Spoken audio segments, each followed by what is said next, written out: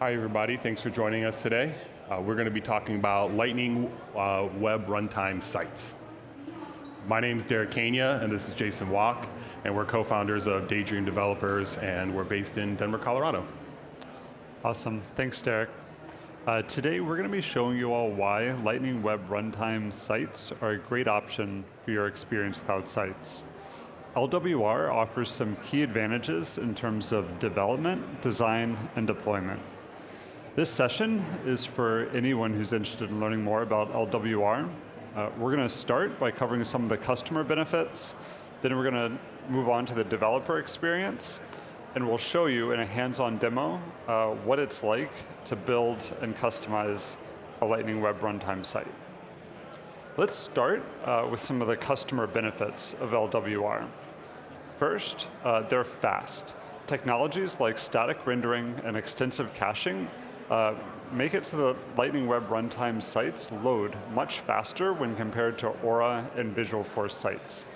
This is great for customers using the site, and it's also a big plus for search engine optimization.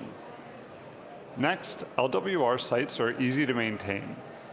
Once they're built, they're fairly easy to customize via the Experience Builder, and also they integrate really well with tools like Salesforce CMS, which makes it easy for a Salesforce admin to load new content to your site. Finally, they're on brand. LWR sites can be visually styled to a degree that was not possible previously. There's also some other smaller benefits, like the public URLs don't contain the /s that every page did previously in Aura sites. Now let's talk about some of the development experience with LWR sites. When you're choosing a layout for your LWR site, you have complete freedom to build your own custom layout. That's something that wasn't possible previously in Aura. The UI API allows for rich, customized lists, and also allows you to pull in details easily from Salesforce records into your site's detail pages. There's enhanced security via Lightning Web Runtime. There are standard components, like the repeater component that Derek's going to demonstrate here in just a moment, that'll let you easily iterate over both standard and custom components as you're building your site. Finally, there's support for third-party libraries that require privileged scripts, something that wasn't possible previously in Aura. Now, let's take a look at what it looks like to build a Lightning Web Runtime site. Derek? So Jason and I have decided to start a travel agency, and we're going to be selling exclusive villas all around the earth. First thing we want to do on our site is display all those awesome villas that we're going to be that are available. Historically, this has required someone to write Apex code to query that data, and then a Lightning Web component or several Lightning Web components to display those properties on this page. With LWR, there's something called a repeater component, which iterates over a set of data, predefined data, and lets you iterate over components within it. So the repeater we're going to use today is called a grid component. So we're going to drag that onto the page here. So now this adds a big section to your page where we'll repeat over items. The first thing we need to do is select what our data source is. There's a lot of data sources available. For this demo today, we're going to base it off a record list. So this is a list view on a object. We're going to select our custom object called property, and then we need to select which list view to display. So we only want to display our active and available properties. Then we're going to set how many items we want per page, which is 6. And then we're going to go to the bottom and activate pagination, so that way this component will automatically handle loading more and more records onto the page. So after we get that configured, we now need to add a component to the grid layout. So we're going to add something called a tile layout component. So we're going to drag this onto the page. And what you're going to see here is the grid component's going to iterate over that sample data, and it's going to start displaying that component multiple times. The first tile is the one that's configurable. Everything else is just displaying the sample data. So the first thing we're going to do here is we're going to pull in the URL for main image from the record. And that's just a URL to a static image for each property. And as soon as we do that, you can see the repeater component is going over the actual property values and showing what this component looks like with the data in your system. After that, we're just going to add a little bit of margin to the component to make things look a little bit better. Next, we're going to go to the text block section at the top, and we're going to set the value to the property name. And then the subheader, we're going to select it as the region. And as you can see, we're only configuring one or two things, but there's a lot of options for each component of what you can do. Next, we're going to set the button at the bottom to point to the property record page. So this is already a pre-configured page that we made that shows the details about the property.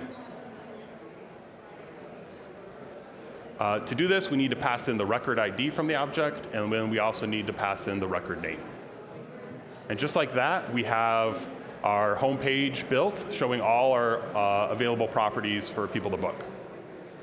So this is just leveraging all standard functionality, right? Next, let's take that standard functionality a little bit further and make some more customizations. So we're back here in the builder, and you can't tell right by the default, but you can actually move those components around. So we're going to move that text section from the top to the bottom of that layout component, and then we're actually going to we're going to delete the subtitle there. You also can't tell by default, but that field where you guys, you're selecting the autocomplete fields is actually a free-form text field. So you can actually add free-form text along with the merge field or multiple merge fields. So in this example, we're going to take the property name, add a dash, and then we're going to also include the region within the subtitle.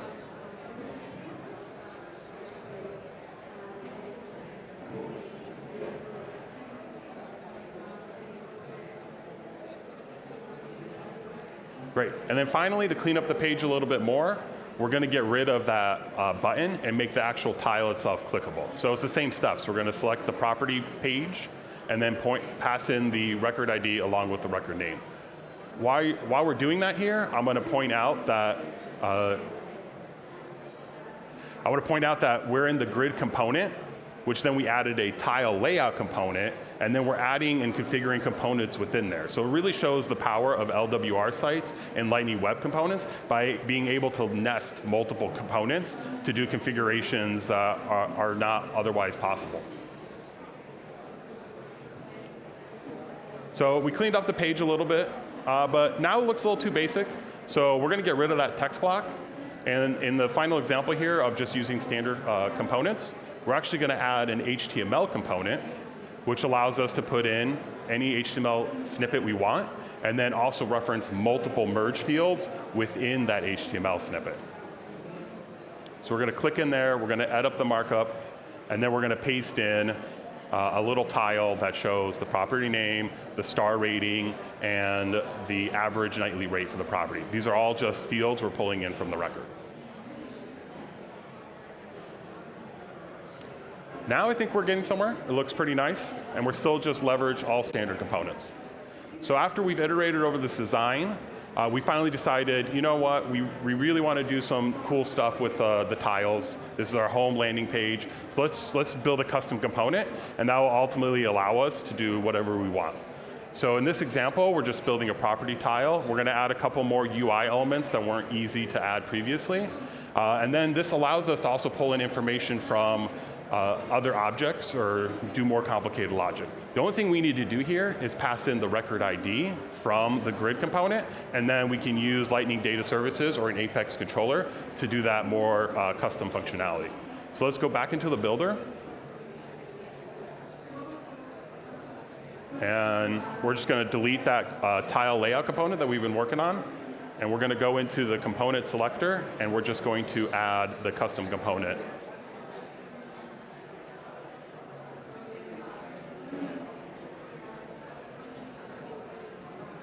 And like I mentioned previously, the only thing it requires for it to work is passing in the ID from the record.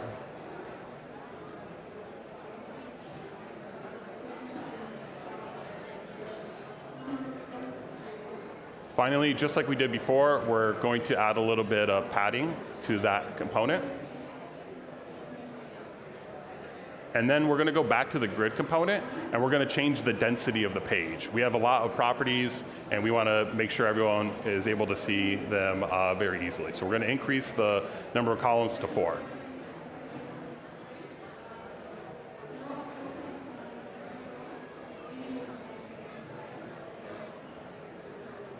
Cool. And that's kind of, we're showing the different steps of standard, really pushing the boundaries of what you can do with standard, and then ultimately going with custom components in the grid components.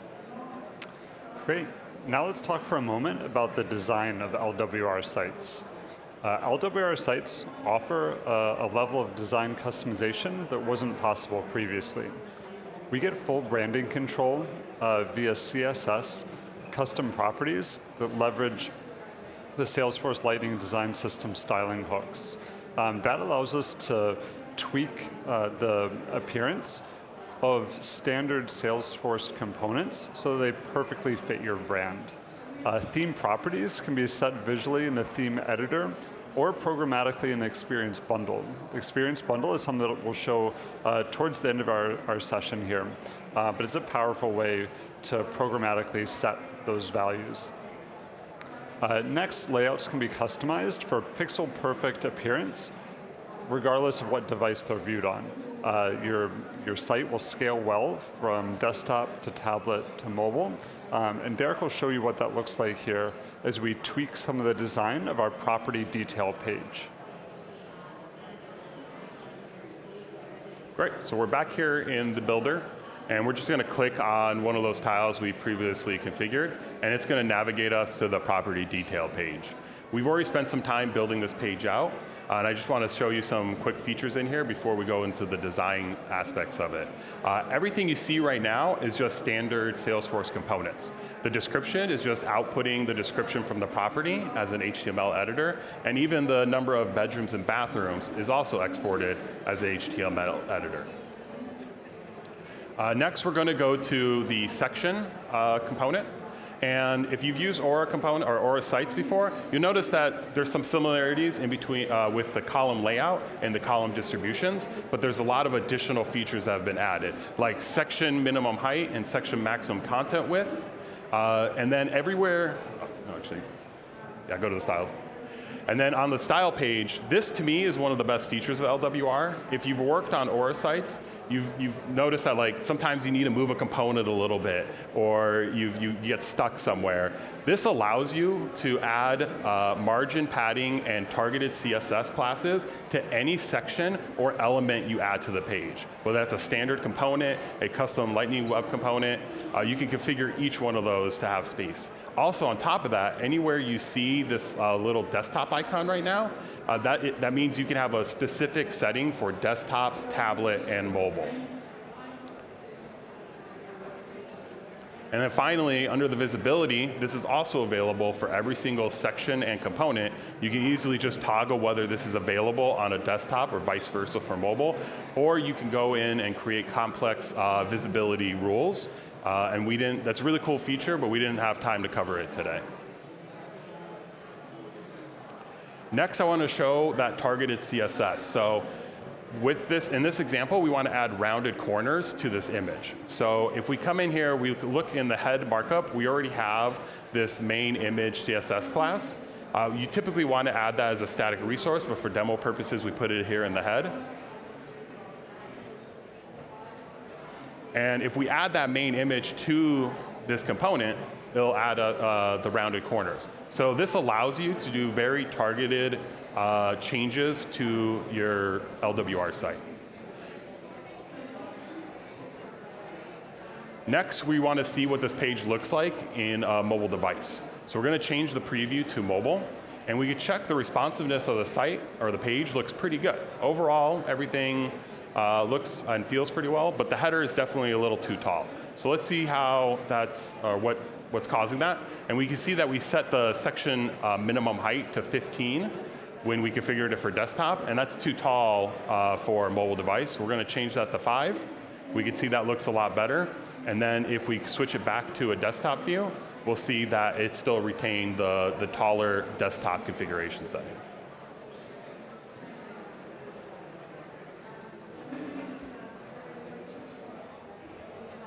All right, for our last topic, we'd like to cover the deployment of LWR sites.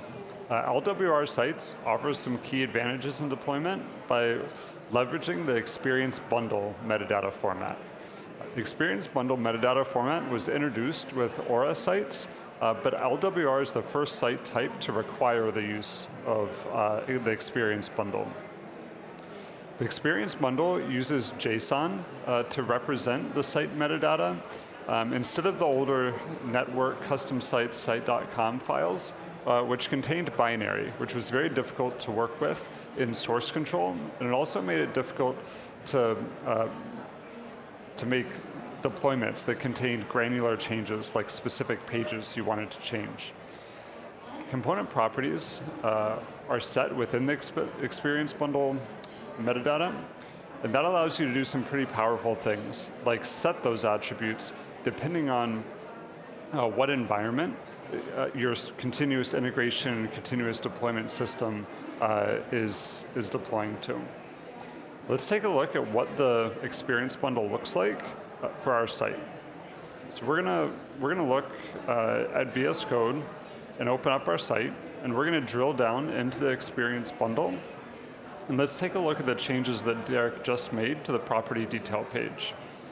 First, I'm going to open this mobile.json file, and we'll see that section minimum height that we added to control the height of that header when it was being viewed on mobile devices.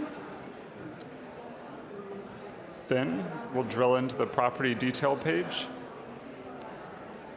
and we'll scroll down until we see that custom CSS class that we added to the main image. Now, if I wanted to create a pull request that just contained those two changes that I made in those two files, it would be very easy to do so, and then create a deployment that just contained those changes. Thank you all very much for joining us today to talk about why Lightning Web Runtime is a great option for Experience Cloud sites. We did create a post for the Trailblazer community. If you follow that QR code, we included a copy of our slides. We also linked to a YouTube series on LWR that Salesforce produced, along with some links to some official Salesforce documentation. So thank you again for joining us. We'd love to receive your feedback. Please use the Salesforce Events mobile app to provide it. Thank you.